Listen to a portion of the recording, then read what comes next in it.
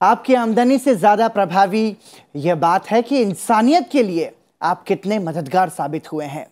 यह मायने नहीं रखता कि आपने जिंदगी कैसे बिताई, मायने ये रखता है कि आपने किन लोगों की मदद की।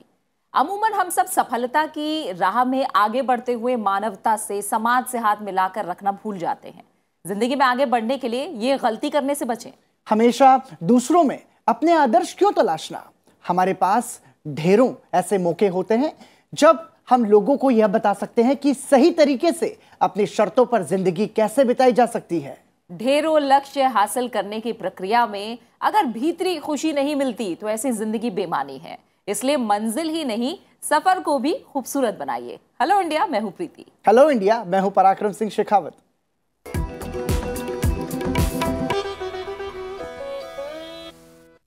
और आइए शुरुआत करते हैं और सबसे पहले देख लेते हैं देश की बड़ी खबरें।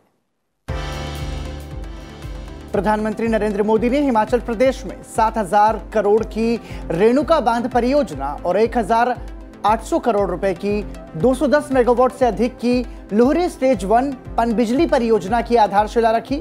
2,000 करोड़ रुपए की शिमला जिले में पब्बर नदी पर बनी 111 मेगावाट की सावड़ा कुड्डू पनबिजली परियोजना का लोकार्पण किया। प्रधानमंत्री ने 700 करोड़ रुपए से बनने वाली 66 मेगावाट की धौला सिद्धि पनबिजली परियोजना का शिलान्यास भी किया। राज्य में विकास परियोजनाओं को गति मिली है। 11,000 करोड़ रुपए की पनबिजली परियोजना की शुरुआत करते हुए प्रधानमंत्री नरेंद्र मोदी ने कहा कि हिमाचल में पर्यटन के साथ ही औद्योगिक विकास की अपार संभावना है। उनकी सरकार इस दिशा में भी लगातार काम कर रही है।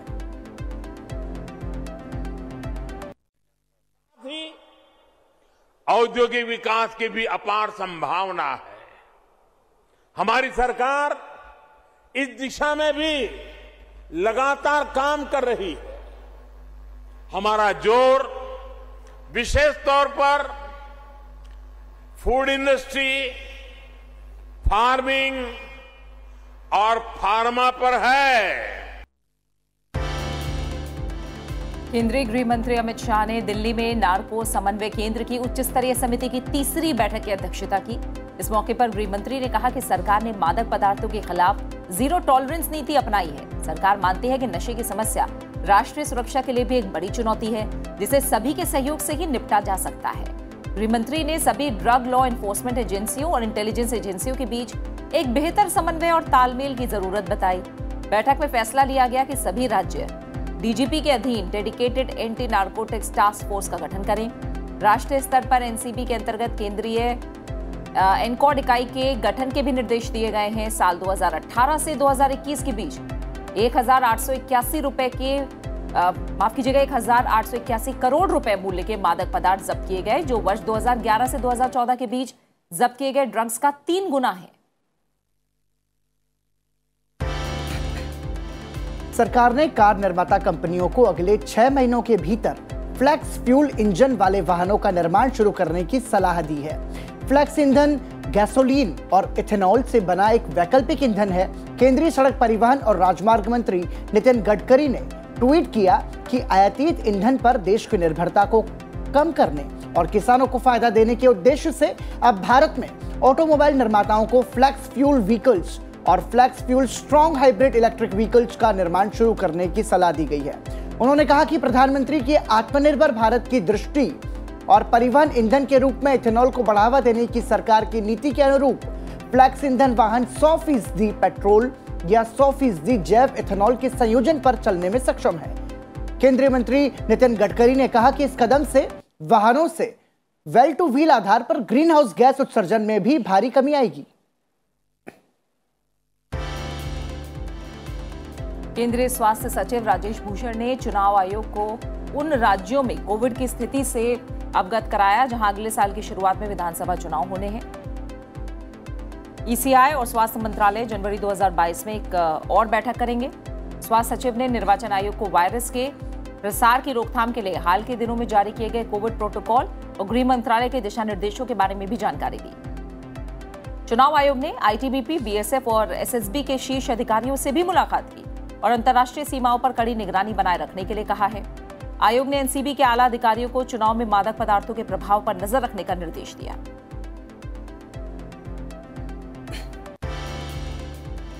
देश में कोरोना वायरस के नए वेरिएंट ओमिक्रॉन के बढ़ते मामलों के मद्देनजर गृह मंत्रालय ने राज्यों और केंद्र शासित प्रदेशों के लिए दिशा निर्देश जारी किए हैं। इसमें कहा गया है कि 31 जनवरी 2022 तक पूरे देश में कोविड-19 प्रबंधन के राष्ट्रीय निर्देशों का सख्ती से पालन किया जाए। देश में वर्तमान में कोरोना की स्थिति को देखते हुए केंद्रीय गृह मंत्रालय ने राज्यों और केंद्र शासित प्रदेशों के सभी मुख्य सचिवों को चिट्ठी लिखकर निर्देश दिया है, जिसमें स्थानीय और जिला स्तरों पर अधिक निगरानी, डेटा विश्लेषण करने, सख्त और तेजी से फैसले लेने पर जोर दिया गया है।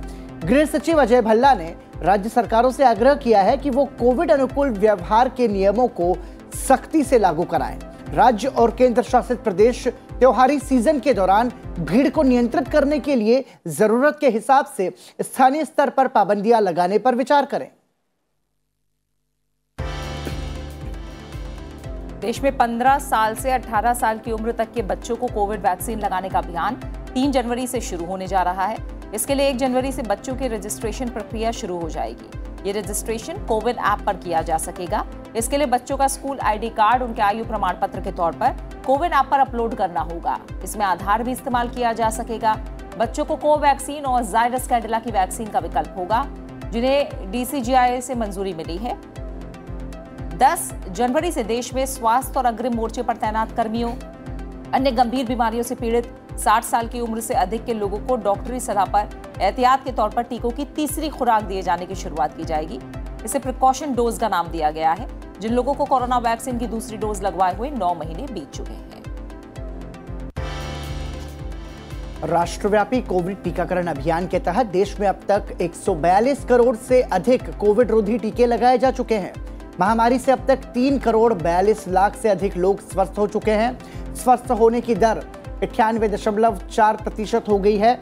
इस समय देश में कुल 75,841 मरीज उपचाराधीन हैं।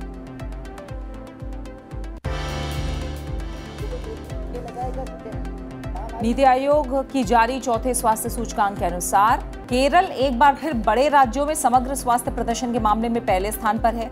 सूचकांक में उत्तर प्रदेश सबसे खराब स्थिति में है। हालांकि पिछले आधार वर्ष की तुलना में उत्तर प्रदेश ने थोड़ा बेहतर प्रदर्शन करने के मामले में वो टॉप पर रहा। तमिलनाडु दूसरे और तेलंगाना तीसरे स्थान पर स्वास्थ्य मैट्रिक्स पर है। चौथे स्वास्थ्य सूचकांक के लिए 2019 और 2020 के दौरान प्रदर्शन को आधार बनाया गया है। समग्र और वृद्धिशील प्रदर्शन के मामले में मिजोरम छोटे राज्यों में सबसे ऊपर रहा। दिल्ली और जम्मू कश्मीर समग्र प्रदर्शन के मामले में सबसे खराब केंद्र शासित प्रदेशों में से थे। विश्व बैंक ने रिपोर्ट को तकनीकी सहायता प्रदान की, जिसे स्वास्थ्य और परिवार कल्याण मंत्रालय के साथ साझेदारी में बनाया गया था।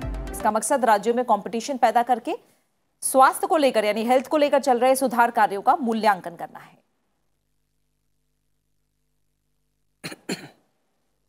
और राज्यवार सुर्खियों के बाद आइए अब नजर डालते हैं NEWS यानी कि देश के चारों कोनों से आ रही राष्ट्रीय सुर्खियों के बाद अब राज्यवार सुर्खियों पर। उत्तर प्रदेश बीजेपी के वरिष्ठ नेताओं ने नई दिल्ली में राष्ट्रीय अध्यक्ष JP नड्डा से मुलाकात की। बैठक में आगामी विधानसभा चुनाव पर चर्चा हुई। पार्टी नेताओं ने प्रदेश में दोबारा सरकार बनाने के लिए संकल्प व्यक्त किया। केंद्रीय मंत्री महेंद्र नाथ पांडे ने 36वें भारतीय इंजीनियरिंग कांग्रेस शताब्दी समारोह में कहा कि भारत के गौरवशाली प्राचीन इतिहास में अभियंताओं का योगदान रहा है। रामायण से लेकर हड़प्पा तक की संस्कृति में अभियंताओं के योगदान का उल्लेख मिलता है। उन्होंने कहा कि राम सेतु मिथ्या नहीं है, बल्कि यह अभियंताओं की ही देन है।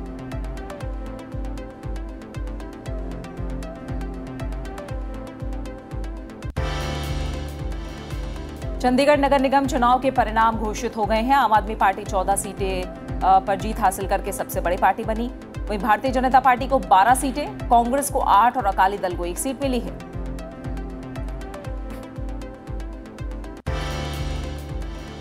पंजाब में बीजेपी, पंजाब लोक कांग्रेस और शिरोमणि अकाली दल मिलकर चुनाव लड़ेंगे। केंद्रीय गृह मंत्री अमित शाह के आवास पर हुई बैठक में गठबंधन पर फैसला लिया गया। सीटों के बंटवारे का फॉर्मूला तय करने के लिए जल्द ही 6 सदस्यीय एक समिति का गठन किया जाएगा।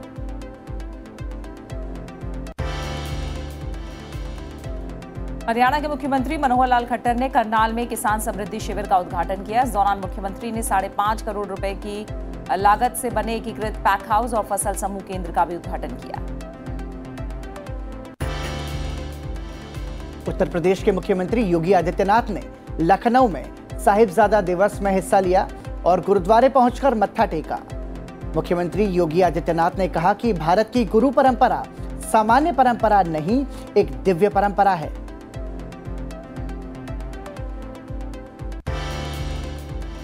उत्तराखंड के मुख्यमंत्री पुष्कर सिंह धामी की अध्यक्षता में मुख्यमंत्री आवास में सैन्य धाम के संबंध में बैठक हुई, जिसमें मुख्यमंत्री ने अधिकारियों को दिव्य और भव्य सैन्य धाम बनाने का निर्देश दिया।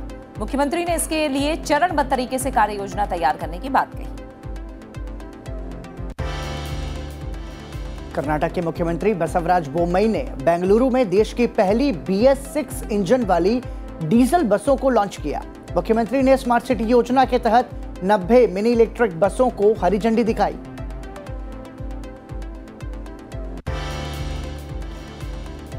जम्मू कश्मीर में रियल एस्टेट समिट का आयोजन हुआ। इस दौरान जम्मू कश्मीर की रियल एस्टेट नीति घोषित हुई और 18,300 करोड़ रुपए के 39 समझौता ज्ञापनों पर हस्ताक्षर किए गए। उपराज्यपाल मनोज सिन्हा कार्यक्रम में मौजूद रहे।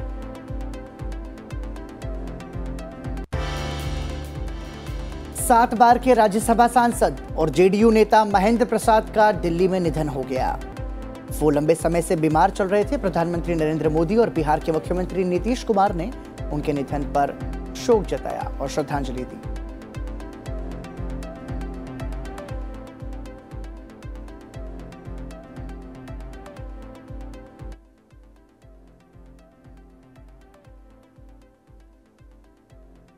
और आइए अब जल्दी से एक नजर डाल लेते हैं बड़ी अंतर्राष्ट्रीय खबरों पर। परमाणु समझौते को बहाल करने के लिए वियना में शुरू होने वाली वार्ता से पहले ईरान ने इस बात पर जोर दिया कि अमेरिका और उसके सहयोगी तेहरान को उसके कच्चे तेल का निर्यात करने की अनुमति देने का वादा करे। ईरान के विदेश मंत्री हुसैन अमीर अब्दुल्लाहियान की यह टिप्पणी संकेत देती है कि ईरान 2015 परमाणु समझौते को बहाल करने संबंधी वार्ता से पहले अपने पक्ष को मजबूत करने की कोशिश कर रहा है। ईरान की नई मांगों को लेकर तनाव के बीच एक दौर के बाद लगभग 1 सप्ताह पहले वार्ता स्थगित कर दी गई थी, लेकिन ब्रिटेन, फ्रांस, जर्मनी, चीन, रूस और ईरान के प्रतिनिधियों की फिर से वार्ता हुई। अमेरिका ने अप्रत्यक्ष रूप से इस वार्ता में हिस्सा लिया। अमेरिका ने संकेत दिया है कि आर्थिक पाबंदी में ढील पाने के लिए ईरान को समझौते का पालन करना होगा।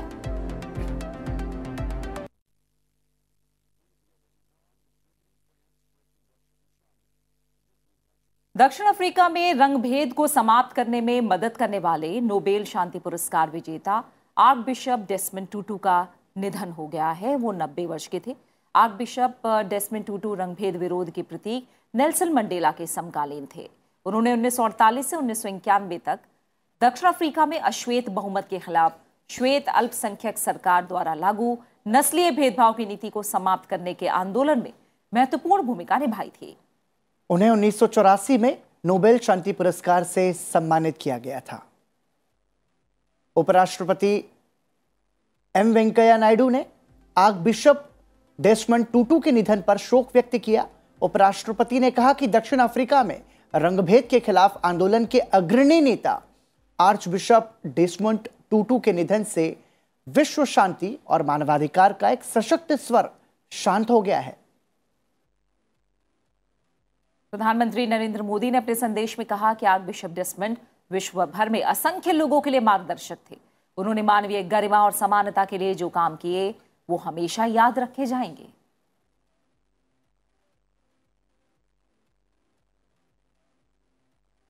और तमाम बड़ी खबरों के बाद आइए एक नजर डाल लेते हैं आज की बड़ी गतिविधियों पर।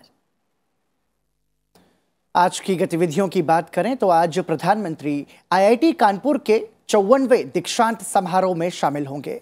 दीक्षांत समारोह के दौरान सभी छात्रों को राष्ट्रीय ब्लॉकचेन परियोजना के तहत संस्थान में विकसित एक आंतरिक ब्लॉकचेन संचालित तकनीक के माध्यम से डिजिटल डिग्री जारी की जाएगी। प्रधानमंत्री नरेंद्र मोदी ब्लॉकचेन आधारित डिजिटल डिग्रियों का शुभारंभ करेंगे। इसके अलावा प्रधानमंत्री नरेंद्र मोदी आज उत्तर प्रदेश के कानपुर में मेट्रो रेल परियोजना के पूर्ण खंड का उद्घाटन भी करेंगे। प्रधानमंत्री मोदी शहरी गतिशीलता में सुधार को विशेष महत्व देते रहे हैं, इसलिए कानपुर मेट्रो रेल परियोजना के इस खंड का उद्घाटन इस दिशा में एक महत्वपूर्ण कदम है। प्रधानमंत्री कानपुर मेट्रो रेल परियोजना का निरीक्षण भी करेंगे और आईआईटी मेट्रो स्टेशन से गीतानगर तक मेट्रो की सवारी भी करेंगे। कानपुर में मेट्रो रेल परियोजना की पूरी लंबाई 32 किलोमीटर है और इसे 11,000 करोड़ रुपए से अधिक की लागत से बनाया जा रहा है। इसके अलावा प्रधानमंत्री बिना पनकी मल्टी प्रोडक्ट पाइपलाइन परियोजना का उद्घाटन भी करेंगे। 365 किलोमीटर लंबी इस परियोजना की क्षमता लगभग 3.45 मिलियन मीट्रिक टन प्रति वर्ष है। मध्य प्रदेश में बीना रिफाइनरी से लेकर कानपुर के पनकी तक फैले इस प्रोजेक्ट को 1500 करोड़ रुपए से अधिक की लागत से बनाया गया है। यह क्षेत्र को बीना रिफाइनरी से पेट्रोलियम उत्पादों तक पहुंचाने में मदद करेगा। इसके साथ ही प्रधानमंत्री नरेंद्र मोदी की परीक्षा पर चर्चा 2022 के लिए रजिस्ट्रेशन की शुरुआत आज से होगी। इच्छुक छात्र सरकार की आधिकारिक वेबसाइट mygov.in पर अपना पंजीकरण करा सकते हैं। यह आयोजन केवल कक्षा 9 से 12 तक के छात्रों के लिए खुला है। संबंधित छात्रों के माता पिता को भी इस कार्यक्रम में शामिल होने के लिए आमंत्रित किया जाता है।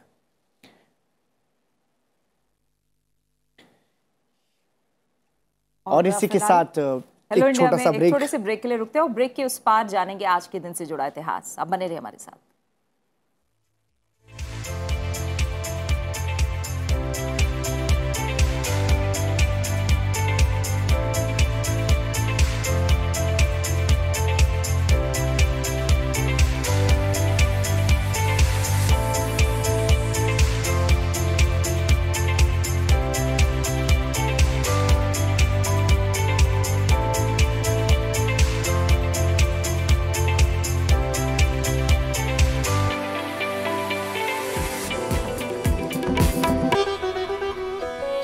एक ओंकार सतनाम।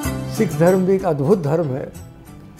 गुरु नानक देव जी से लेके और गुरु गोविंद जी तक, पहले गुरु और 10वें गुरु के बीच में कितनी कुर्बानियाँ दी सिख गुरुओं ने। इस देश को बचाने के लिए, संस्कृति बचाने के लिए क्या क्या नहीं उन्होंने अपना समर्पण किया।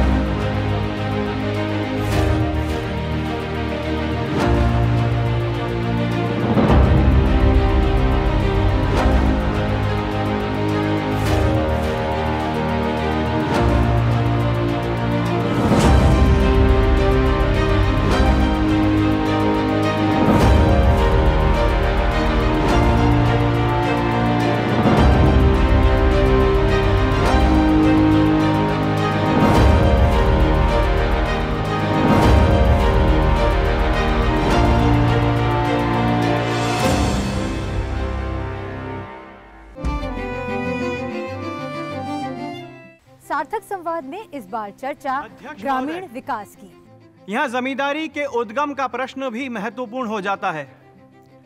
मेरे प्रदेश में कई जमींदारों को जमींदारी 1857 के पहले स्वतंत्रता संग्राम में देश से दगा करने और अंग्रेजों की मदद करने के इनाम में मिली थी। और फिर भी ये जमींदार लोग ये सोच के बैठे हैं कि मुआवजे का मतलब है इन लोगों को पूरा कंपनसेशन। मगर महोदय, ऐसा करना तो किसी भी राज्य के लिए संभव ही नहीं हो सकता और इस मौजूदा क्लॉज का प्रभाव तो उल्टा पड़ेगा हम पर। गांव के विकास को लेकर संसद में अब तक कैसी चर्चा हुई, इसका पूरा खाका आप देख सकते हैं सार्थक संवाद की अगली कड़ी में।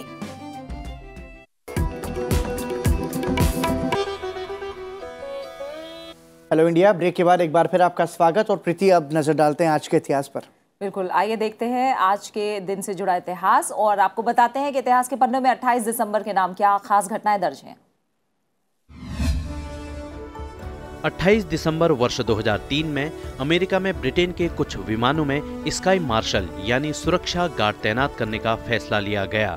अमेरिका में घोषित अलर्ट को देखते हुए ब्रिटेन के तत्कालीन गृह मंत्री और परिवहन मंत्री ने ये फैसला लिया। इस स्काई मार्शल का कारण था आतंकवादियों द्वारा फ्रांस के एक विमान को अपहरण कर उसे किसी अमेरिकी शहर पर हमले के लिए इस्तेमाल करना। हालांकि ब्रिटेन के फैसले का वहां के एयरलाइन पायलट एसोसिएशन बाल्पा ने विरोध किया था। 28 दिसंबर वर्ष 1977 में सुमित्रा नंदन पंत का निधन हुआ। उनका वास्तविक नाम गोसाई दत्त था। पंत जी हिंदी साहित्य में छायावादी युग के 4 प्रमुख स्तंभों में से एक हैं। इस युग को जयशंकर प्रसाद, महादेवी वर्मा, सूर्यकांत त्रिपाठी निराला और राम कुमार वर्मा जैसे कवियों का युग कहा जाता है। उनका संपूर्ण साहित्य सत्यम शिवम सुंदरम के आदर्शों से प्रभावित रहा। उनके द्वारा रचित काव्य कृतियां हैं ग्रंथि, गुंजन, ग्राम्या, युगांत, स्वर्ण किरण, स्वर्ण धूलि, कला और बूढ़ा चांद, लोकायतन, चिदंबरा, सत्यकाम। हिंदी साहित्य में उनके योगदान के लिए उन्हें वर्ष 1961 में पद्म भूषण, वर्ष 1968 में ज्ञानपीठ और साहित्य अकादमी पुरस्कार से सम्मानित किया गया। और आइए सेहत जानने के बाद सेहत की बात अब कर लेते हैं, इतिहास जानने के बाद। और सेहत के मामले में हम जानते हैं कि सही खाना पीना बहुत हद तक बीमारियों को कंट्रोल करता है। बिल्कुल, और ये आपकी दिनचर्या पर भी निर्भर करता है कि आपकी जो लाइफस्टाइल है वो कैसी है, किस तरीके का खान पान उसमें आप ले रहे हैं। यदि आप हेल्दी डाइट का इस्तेमाल करते हैं तो उसके क्या कुछ फ़ायदे हैं, ये आपके लिए जानना बहुत ज़रूरी है। और इसीलिए आज हम आपको बताएंगे IBS यानी इरिटेबल बाउल सिंड्रोम के दौरान आपको क्या कुछ खाना चाहिए और क्या कुछ नहीं।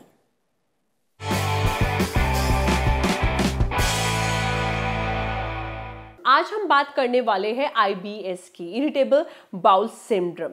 ये जिसको हो जाता है वो बहुत परेशान हो जाता है, क्योंकि इरिटेबल बाउल सिंड्रोम में आपको बहुत ज़्यादा स्ट्रॉन्ग कॉन्स्टिपेशन हो जाता है, जिसके अंदर आपकी इंस्टाइन में बैक्टीरिया, वायरस होने की वजह से आपको IBS जैसी प्रॉब्लम हो जाती है। सो अगर आपको IBS की प्रॉब्लम है तो आपको अपनी लाइफस्टाइल का खासकर ख्याल रखना है। और अगर आप बहुत हेक्टिक लाइफस्टाइल में हैं और बहुत ज़्यादा कैफीन का इंटेक करते हैं, जिसके अंदर आपकी कॉफ़ी है या चाय वगैरह है, तो उसका इंटेक कम कर दीजिए। और अगर आप अल्कोहल लेते हैं, स्मोकिंग करते हैं, तो आपको अपना अल्कोहल स्मोकिंग को भी छोड़ना पड़ेगा, क्योंकि अल्कोहल स्मोकिंग IBS को और ज़्यादा वर्स्ट कर देता है। उसके अलावा आपको अपनी लाइफस्टाइल पे ध्यान देते हुए अपनी डाइट का खासकर ख्याल रखना पड़ेगा। आपको अपनी डाइट में आपको स्वीट पोटैटो आप ऐड कर सकते हैं, जिसको हम शकरकंदी भी कहते हैं, क्योंकि जो शकरकंदी होती है वो आपके IBS में बहुत ज़्यादा मददगार साबित हुई है।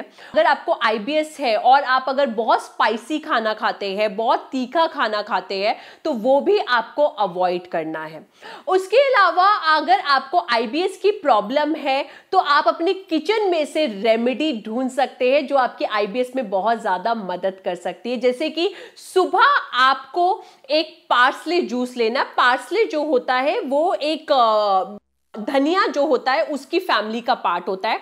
तो आपको पार्सले जूस कैसे बनाना है, आपको 1 गिलास पानी लेना है, मुट्ठी भर पार्सले लेना है और उसके अंदर उसको पीस लेना है। और उसके अंदर आप थोड़ा सा लेमन डाल सकते हैं, चाहे टेस्ट के लिए, अगर नहीं भी डाले तब भी चलेगा।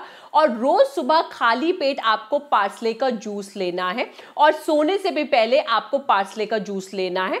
और जैसे कि देखा जाता है सिंघाड़ा, राइट, सिंघाड़ा भी आप ले सकते हैं। पर अगर आप सिंघाड़े का, बहुत लोग गलती करते हैं, वो सिंघाड़े का आटा इस्तेमाल करने लग जाते हैं। वो बिल्कुल नहीं करना, क्योंकि सिंघाड़े का आटा आपको कॉन्स्टिपेट कर सकता है और ज्यादा।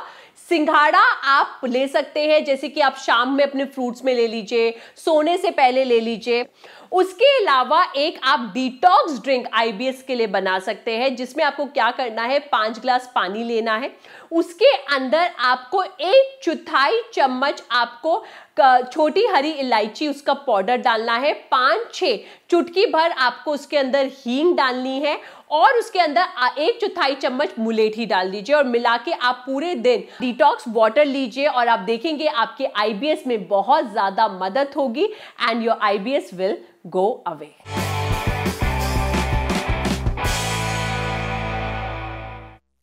इरिटेबल बाउल सिंड्रोम को लेकर ये तमाम बातें जो एक्सपर्ट ने बताई, इनका ज़रूर ध्यान रखें, क्योंकि जो भी हम देखें कि IBS से परेशान होता है पराक्रम जी। उसके लिए कुछ भी खाना पीना और एक तरह से हम कहें दिनचर्या जीवन में ही मैं कहूँ कि नीरस सी हो जाती है, क्योंकि हेल्थ को लेकर जो चीज़ें हैं वो बहुत ज़्यादा परेशान करती हैं। इसलिए एक्सपर्ट की सलाह ज़रूर मानिए और बेहतर बनाइए। बिल्कुल प्रीति, और मुझे लगता है जो खासतौर से जो बुजुर्ग रहते हैं उन्हें कॉन्स्टिपेशन का इशू थोड़ा ज़्यादा रहता है, तो वो अपने यदि खान पान पर विशेष ध्यान देंगे तो इस समस्या का समाधान मिल सकता है। और आइए अब नजर डालते हैं संसद टीवी पर आज दिन भर प्रसारित होने वाले कार्यक्रमों पर।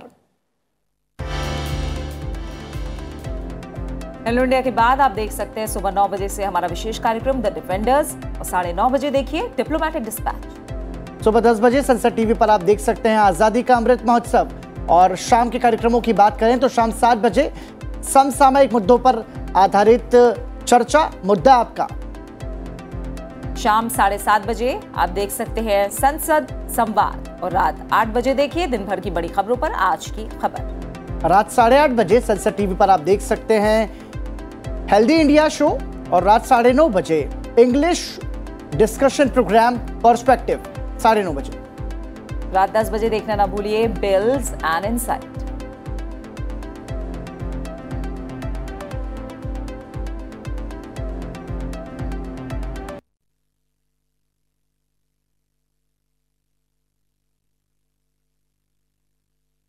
और इसी के साथ अब समय है आपसे विदा लेने का, और जाते जाते आपको बता दें आज के कलाकार में ओडिशा के भुवनेश्वर में इन दिनों अंतर्राष्ट्रीय ओडिसी नृत्य महोत्सव चल रहा है। गुरु केलुचरण महापात्रा ओडिसी रिसर्च सेंटर ने इसका आयोजन किया है। हर वर्ष दिसंबर में इस महोत्सव का आयोजन होता है। इसमें पूरी दुनिया के प्रतिष्ठित कलाकार हिस्सा लेते हैं। 5 दिवसीय समारोह 30 दिसंबर तक चलेगा। चलते चलते आप इसका आनंद लीजिए। इस महोत्सव में शामिल होने वाले युवा कलाकारों की ओडिसी नृत्य प्रस्तुति आप देखिए। ये सभी कलाकार प्रसिद्ध ओडिसी नृत्यांगना कविता द्विवेदी के शिष्य हैं। और इसी के साथ मुझे और प्रीति को दीजिए इजाजत। नमस्कार। तदिया शंभुं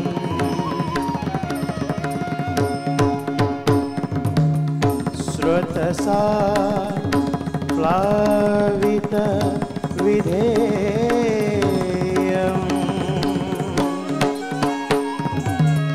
उत्प्लुत्य शिरसि बद्धा जटा गौहर भीषणे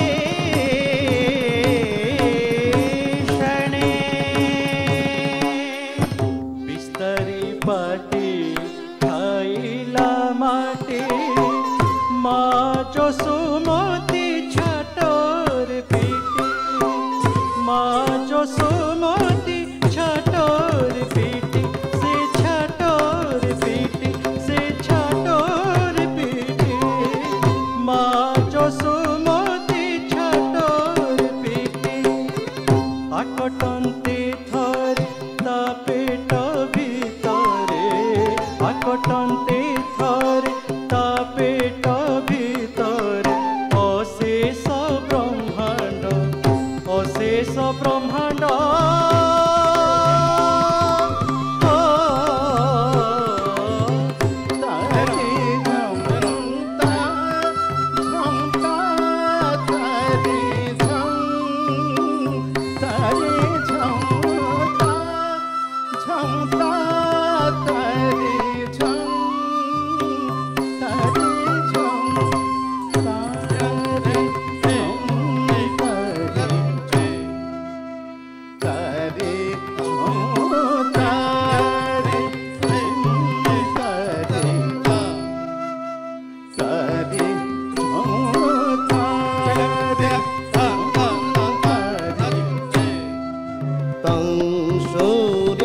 जगत्कर्तारं महातेज प्रदीपनं तं सूर्यं जगत्कर्तारं महातेज प्रदीपनं महापापं हरं देवं महापापं